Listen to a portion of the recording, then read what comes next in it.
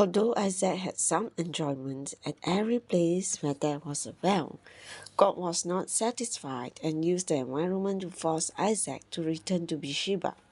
God seemed to say, Isaac, you are settled, but you are not settled in the right place. I shall stir up contention that will force you to go back to Beersheba. Isaac had been going down, but God used the circumstances to force him to come out from Lahairoi to Beersheba. Since Isaac did not have the heart to return, God had to force him to return to his place. Some Christian teachers have encouraged the believers to follow the example of Isaac and not to strive with others. According to this teaching, when we dig a well and others take it, we should simply tolerate it and give it to them. If we go to another place and dig another well and others take it over, we should not fight for it but go to steal another place. Eventually, we shall come to the third place, the place of broad ways. But this teaching does not see God's purpose, which was to bring Isaac back to Beersheba, the place where God appeared to him. At Beersheba, after the Lord's appearing, Isaac built an altar, called upon the name of the Lord, and pitched his tent. Isaac did not build an altar in any other place. The Lord's appearing with his promise and the testimony were all at Beersheba. Only at this place did Isaac receive the promise for the fulfillment of God's eternal purpose. He did not receive it at Beer-lahai-roi, the place of the living one who sees and reveals himself, nor at Isaac, the well of contention, nor at Sinah, the well of enmity, nor even at Rehoboth, the well of the broad ways. Although Isaac had the enjoyment everywhere, he only had the Lord's appearing, which is different from God's mere visitation in Beersheba. Only in the unique place in Beersheba could he inherit the promise and have a life of testimony for the fulfillment of God's purpose. It is only at Beersheba, the well of the oath, that we can have the Lord's appearing, inherit the promise, build an altar, call upon the name of the Lord, and pitch a tent as a testimony. Here and only here can we fulfill God's eternal purpose. The enjoyment which we may have everywhere, because it is our destiny, is not a confirmation or justification of our standing. The correctness of our standing can only be determined by the Lord's appearing, not merely by the enjoyment. In many places, we have had the enjoyment, but when we were there, we had the deep sense that we do not have the Lord's appearing.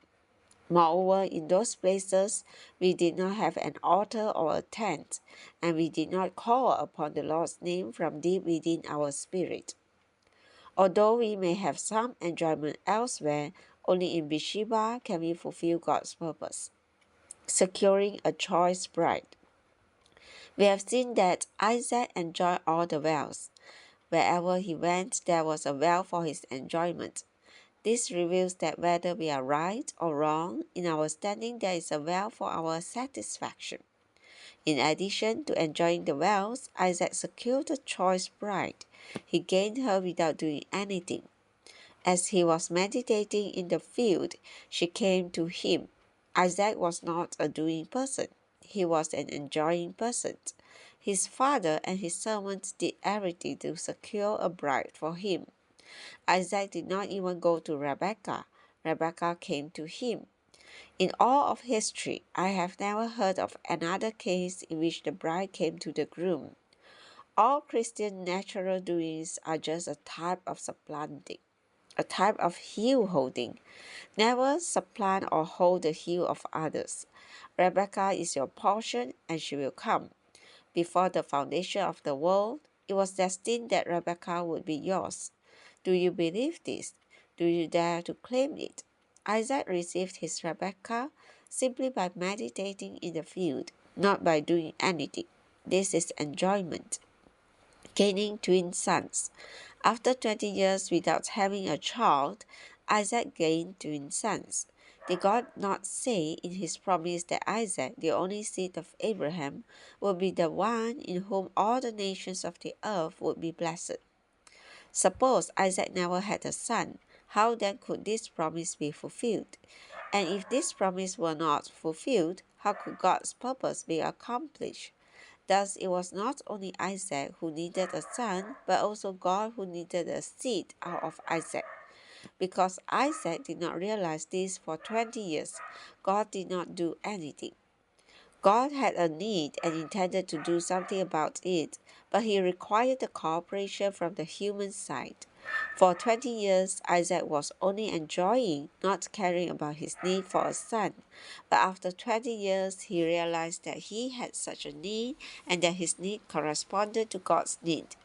Once he realized this, he prayed and God answered his prayer. The same is true with us today. When we realize that our need corresponds to God's need and then pray accordingly, God will answer our prayer. Actually, his answer to our prayer is the fulfillment of his purpose. Our need must be God's need, and the prayer for our need should also be the prayer for God's need. When our need corresponds with God's, and when we then pray for our need, God's need will be met also. When Isaac prayed for a child, whose need was greater, Isaac's or God's? Surely God's need was greater. Nevertheless, the greater need of God could only be fulfilled in the smaller need of Isaac. Only when man realizes his need and prays for it, does God have the way to come in to fulfill his need. God has a purpose, and we have a need which corresponds to God's purpose. But God cannot do anything until we realize our need and pray about it. Then God will answer our prayer to meet our need for the fulfillment of his purpose. Eventually, Isaac had a son, Jacob, who not only fulfilled Isaac's need but also fulfilled God's eternal purpose. Out of Jacob came Christ, who brings in the church, the kingdom, and the new Jerusalem. All these eternal things came about through the meeting of Isaac's need, a need which corresponded with God's need. Enjoyment is our destiny, and wherever we go, there will be a well. But in the enjoyment of God's grace, we must render Him our human coordination, that He may fulfill His eternal purpose through us. This means that our enjoyment of grace will never be in vain, for the enjoyment of grace on our side eventually becomes the fulfillment of God's purpose on His side.